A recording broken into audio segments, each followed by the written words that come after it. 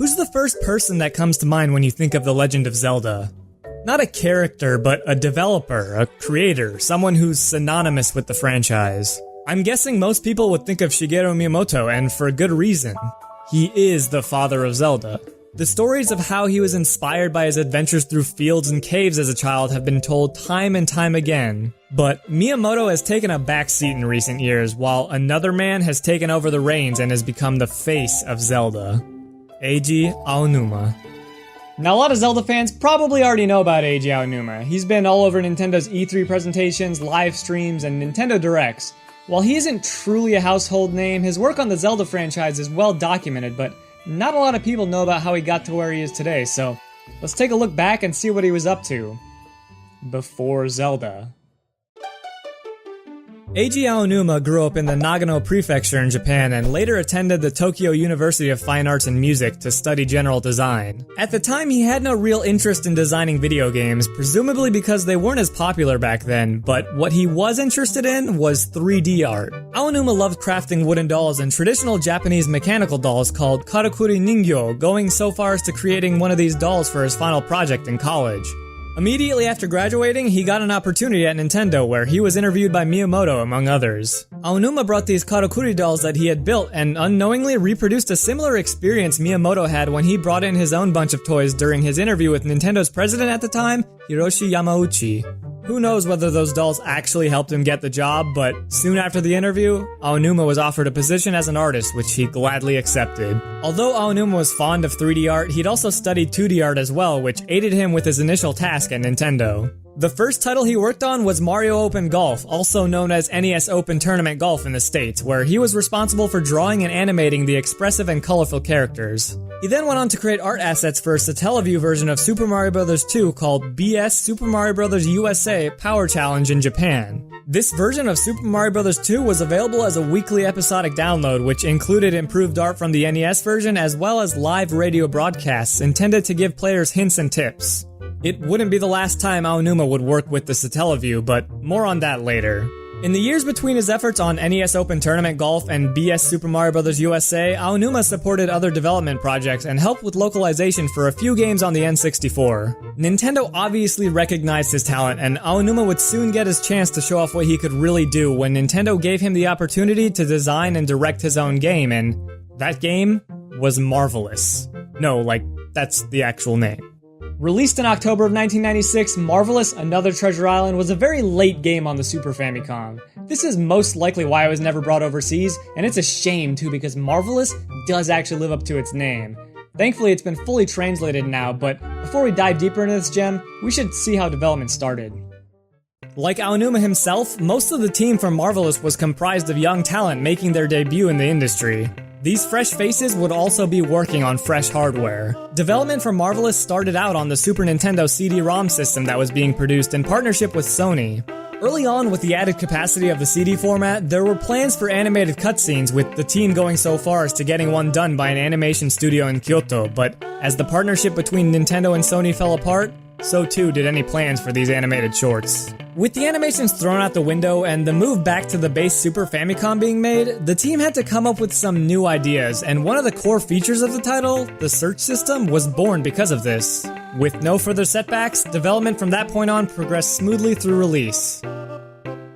Marvelous is a whimsical story of three American boys, Dion, Max, and Jack, who are attending summer camp on what appears to be a normal remote island.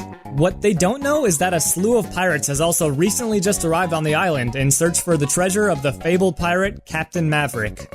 This treasure is known as Marvelous, hence the title. As the game begins, the boys are sent out by their camp counselor Miss Gina to do some basic tasks like acquiring firewood for food. This gives you the opportunity to roam around the island a bit, and soon enough, you'll find that there's more to this island than meets the eye. How anyone could miss this giant ship in the middle of an island is beyond me, but oh well. After finishing up the tasks, finding this weird crystal ball, and adventuring a bit more, the team comes back to find that Miss Gina has gone missing. Apparently that crystal ball was kind of important because those pirates that nobody knew were on this island came in and snatched your smoking hot teacher, and I guess we also suck? That's fair. This is where the story of Marvelous truly begins, as Jack, Max, and Dion set out to save Miss Gina and unknowingly discover the secrets behind Captain Maverick's hidden treasure in the process. Along the way, you'll visit some fantastical locations, meet a bunch of amusing and eccentric characters, while also getting into some incredibly crazy situations. You'll help penguins find true love, find people inside of what are essentially alien pods, and even play rock, paper, scissors with some monkeys. Mechanically, Marvelous feels a bit different than a lot of the 2D adventure games of the time. You control all three characters, initially only as a group, but later on you get the ability to control each character individually. As you progress, you'll also find unique items that are exclusive to certain characters. For example, Dion will get running shoes, so he's your speedster. Max gets soccer cleats, allowing him to kick things, while Jack is able to fish or even control some robots with a remote control, being the smarty that he is. And those are only a few of the items found within the world. This dynamic between the kids is really great and allows for some very interesting puzzle-solving mechanics down the line. The aforementioned search system will also come into effect quite often. These sequences feel a bit like a point-and-click game where you have to examine certain objects for clues or to solve puzzles. Remember how I mentioned Aonuma wasn't done working with the Satellaview?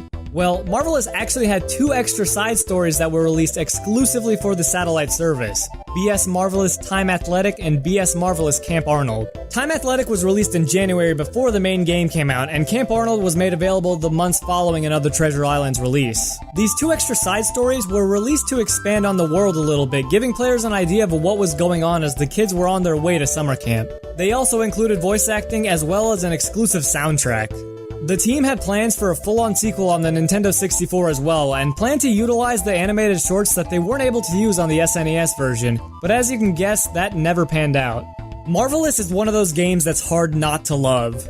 It's charming, colorful, and hits almost all the right notes. It's something everyone should find a way to play, but as you delve deeper and deeper into it, it becomes pretty obvious that Aonuma took quite a bit of inspiration from A Link to the Past during development, something he himself has admitted. Not to mention the main programmer of Marvelous was also part of the design team for Zelda. They even started out using libraries from A Link to the Past and changed characters and mechanics as they made headway. There are moments in it that feel like they're pulled straight from Zelda, and the progression also feels very similar. You'll be going to different towns, entering new dungeons, acquiring new abilities, and you even have to collect 3 special items just like in Zelda. The crystal balls in this case.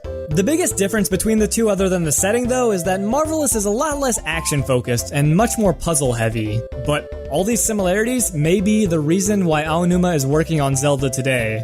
In an interview, he stated, "It was something Mr. Miyamoto noticed in the work I'd been doing. He said, you know, if you want to make a Zelda game, maybe you should come over to that team and make a Zelda game." That's when I joined the Zelda team that produced Ocarina of Time. And I guess after he started working on Ocarina, the rest is pretty much history. But the interesting thing to me is looking back at Aonuma's work on Marvelous and seeing many of the ideas he implemented there coming back in Zelda games. This could all very well be a coincidence, and it's speculation on my part, but a lot of the mechanics and themes we've seen in past Zelda titles seem to be correlated with Another Treasure Island. There's a time travel mechanic like in Majora's Mask, the pirate theme comes back in Wind Waker, 3 and 4 player puzzle solving is what Triforce Heroes and Four Swords Adventures are all about, and while Aonuma didn't play a direct role in the development of it, there's an entire miniature world to explore like in Minish Cap.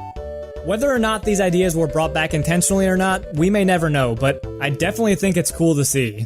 With the recent release of The Legend of Zelda Breath of the Wild, Eiji Aonuma seems like he may start passing on the torch to new talent for the Zelda series, just like Miyamoto did. Who knows when that'll actually happen, but he'll certainly always have a say in what goes on with the franchise. So, what's he gonna work on next? If we're being real here, probably another Zelda game for now, but hey, Nintendo apparently wants him to work on a new IP, and it sounds like Aonuma has a few ideas up his sleeve. I also wouldn't mind seeing a spiritual successor to Marvelous, but whatever Eiji Aonuma works on next, I'm sure it'll be just as magical, alluring, and delightful as anything else he's been a part of.